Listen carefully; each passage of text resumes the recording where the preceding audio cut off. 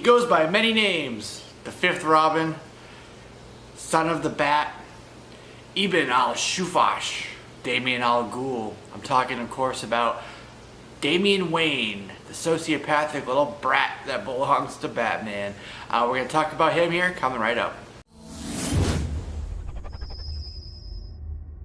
Hey, what's up everybody? This is Jesse, JLSComics, and you are back with another video. Today we're going to do another trivia. The format here is I ask a question in my new Comic Wednesday haul videos, and then I answer them here in this series. And I will do shout outs. If you answer that question in that video, you're getting a shout out. So we're going to go right down the list here, and we're going to give some shout outs to some cool people with some good answers. And then we're going to talk a little bit about Damian Wayne, the son of the Batman. I know he came up with Super Son just came out. There's been some little bit with Rebirth, and you know, some people new maybe don't know who this character is. So we'll talk about his origin, his first appearance, and just kind of a little bit about who he is. So we're going to go down that rabbit hole. I ask a question, you give me the answer, and I'll tell you how to build the watch. Is kind of how that works. So here we go. Remember Porkins, very good channel. If you guys should check out these channels that I'm going to shout out. They're all very good content, very good people, and I like them all. Really like the Super Sons cover, he says, so that's good. Key Issue Comics said, great haul, man, into USA. Thanks, man. Seeking Nearman Comics, great haul, bro. Appreciate that, man. Answer to the question is, he says, all he knows is that he is the son of Ra's al Ghul's daughter, and was trained by the League of Shadows. Lunatic Dad gave me some sunshades. Super cool. Alright, Mr. Unknown Comics guy is talking about something else, but I appreciate the comment there, buddy. Freddy's 562, great haul. His first appearance is Batman 655, and he's Talia and Batman's kid. I believe she drugged Batman and was able to score one off of him.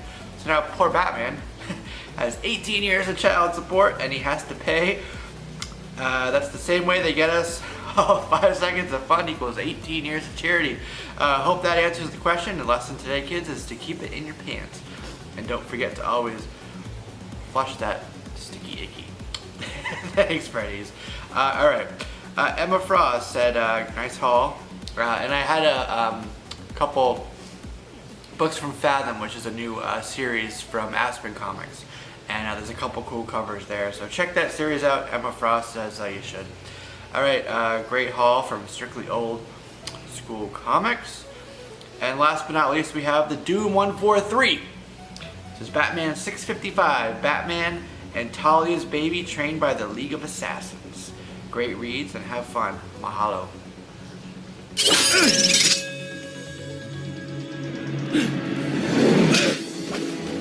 Mind if I cut in? And yes, you can cut in, Damian. If you answered Batman 655, well, pat yourself on the back. Congratulations, you are correct. However, there's more to the story than that, as there always is. And with these videos, with these answers, with this trivia, with this history, I will give you the full story. So, Batman 655 is indeed Damian's first appearance. It is in cameo format. He appears in shadow with his mother Talia in a few panels. But basically what that is was a reintroduction by Grant Morrison of Ibn al-Shufash, translating to Son of the Batman, and it began a 7-year overarching story by Grant Morrison through multiple runs, multiple titles really, you know, that talked about Batman and had a lot with his son as well in there. And I did say reintroduce. What do I mean by that? We're going to talk a little bit first about some pre-Damian first appearance.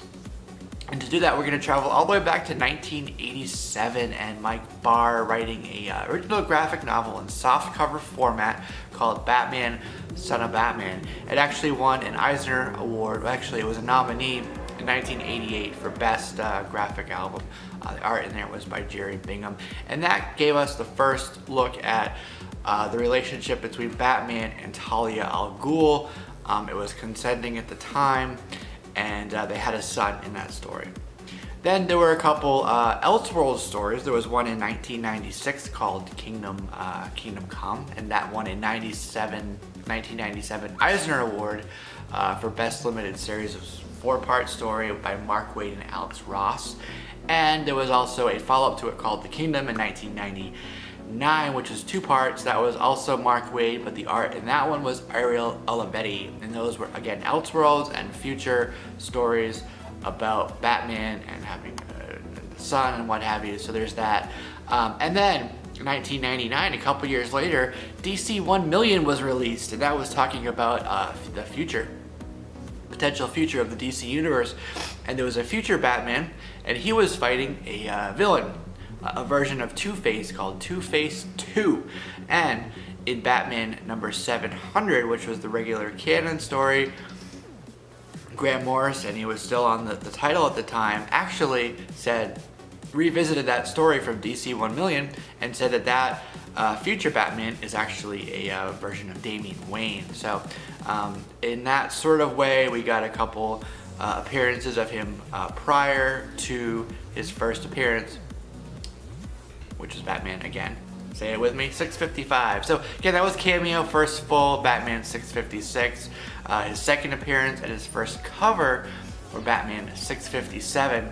And those 3 stories there told us, basically re-envisioning that meeting between Batman and between Talia al Ghul. So you have the child of the greatest crime fighter in the world, and also the other parent is the daughter of the greatest crime lord in the world.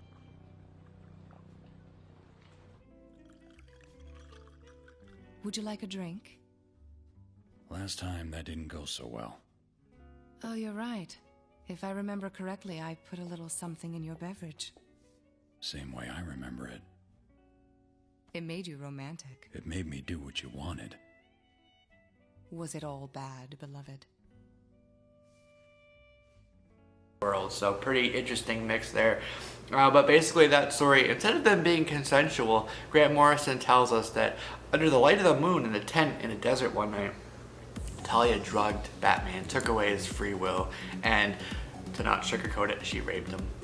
And took the baby, took the genes, back to the League of Shadows, back to the League of Assassins, raised this baby to be the ultimate killer, this ultimate weapon, proficient in all things, in weaponry and swordsmanship. In fact, he carries a sword around with him for a while. He's proficient in all manner of detective work and crime fighting and, you name it. When it comes to having an edge, a tactical edge, Damian Wayne has it. In much the same way that X-23 was born in a lab to be this ultimate fighter. That's all they know. They don't have any interpersonal connections. They don't have any emotion. They're sociopathic, nearly homicidal. In fact, in Batman 656, when Batman finally takes Damian from Talia, because she wants him to kind of get a little bit of Batman and his morals and ethics sort of rubbed off on him and taught by the father. So Batman takes Damian back to the Batcave. And one of Damian's first acts is to say, in a request for respect, say, "Fight me." And so Batman's like, "No, I don't want to fight you." But he does end up fighting. He fights Tim Drake, who's the current Batman. And they have there's this giant dinosaur, stuffed dinosaur in the Batcave. And he gets pushed off of there. He's bloody and he goes away. And then Damian takes some robes from Robin, like the cloak and stuff, and says, puts it on, and he goes and to Batman and says, "I want to help take down my mother. I want to fight her." And because of that, that's sort of unofficially the first time that Damian sort of dons the Robin costume. He's not Robin yet. That doesn't happen until 2009 and Batman and Robin #1, which is also written by Grant Morrison. And that's interesting because about a year before, there was a story arc called Batman R.I.P. Pause the video for a second and tell me down below what R.I.P. In this context means. Okay? Curious what you think it is. Anyways, so Batman in R.I.P. has a new girlfriend who we find out later is working for Dr. Hurt and the Black Hand. They brainwash Batman with these words, Zur and R, which Dr. Hurt had written around the city for a while to kind of like put it in his mind. Basically, Batman loses memory. He becomes a street person. He gives money to his new homeless friend, who he finds out the next day basically went off on blew all the money on drugs, overdosed, and died. Guilt trip, yada yada yada. Basically what happens is Batman comes along, defeats them, ends up getting called away by Superman for a story arc, an event called Final Crisis, where they have to defeat Darkseid. Darkseid, to everybody's belief, ends up killing Batman. But in actuality, Batman got sent back in time. So, in the present time, while everybody is thinking that Batman's dead, there is a big battle for the cowl, it's called, and all of the Robins end up fighting with each other. Everybody's like, oh, who should take over the mantle? Some people don't want to. Ends up being an imposter that takes over the mantle that we find out later is Jason Todd, one of the Batmans. Damian actually attacked Jason. He wants to prove himself to two other Robins, Dick and Tim. And so Damian, because they were fighting, Damian gets sent back to under the care of Alfred Pennyworth, Batman's butler. And it's where we get Tim Drake as Robin, who, for that Batman and Robin story arc, is the Batman to, and they say, okay, Robin, Damian, you want to be Robin? Here you go. And that's his first official being a Robin, all right? So then there's The Road Home and The Return of Bruce Wayne, which basically talks about Batman's traveling back through time, back to the present, his adventures and journey to get back to the present. So when that comes, Batman comes back, Batman and Robin ends, and that's when Batman is compelled, because he heard all these stories about people who want to be Batman. Batman Incorporated is created, right? And in 2013, Batman Incorporated number 8, there's a character named the Heretic, who is actually an adult clone of Damian, which ties to some things that the League of the Shadows was doing. Ends up killing Damian, driving a sword right through his heart.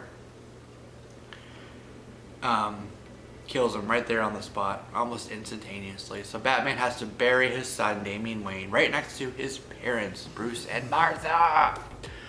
Alright, so there's that. So Batman, and then Batman's angry. He's bloodthirsty. He wants revenge. And that's where we get the story Requiem. Right? So there's a lot of clones. There's a lot of Damian clones. Anyways, Batman and Robin number 37, the next volume, the second volume, Batman is able to resurrect Damian. So now he's back.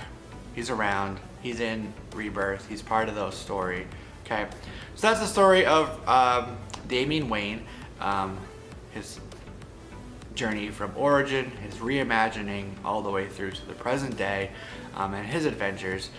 He is a little brat. He is the 5th Robin, and he is the brattiest of all the Robins, but he is Batman's son. So he has appeared in some other things. There's been some animated features with him, Son of the Batman, Batman Bad Blood, Batman and Robin. He's in Injustice, the game. He's in the Teen Titans show, the upcoming Teen Titans Judas Contract, and also the Justice League versus Teen Titans season as well. So he is around. He is here to stay.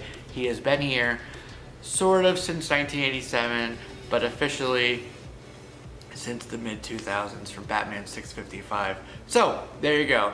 Damian Wayne, in a nutshell.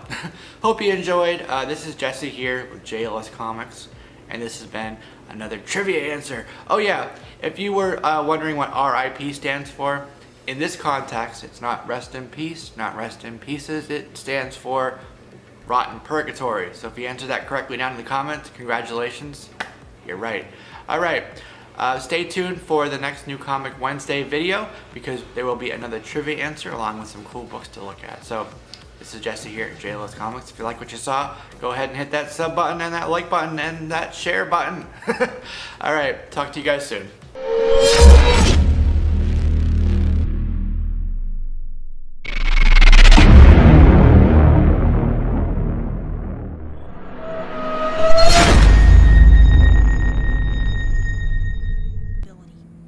Really? Then what am I to you? An unavoidable irritation.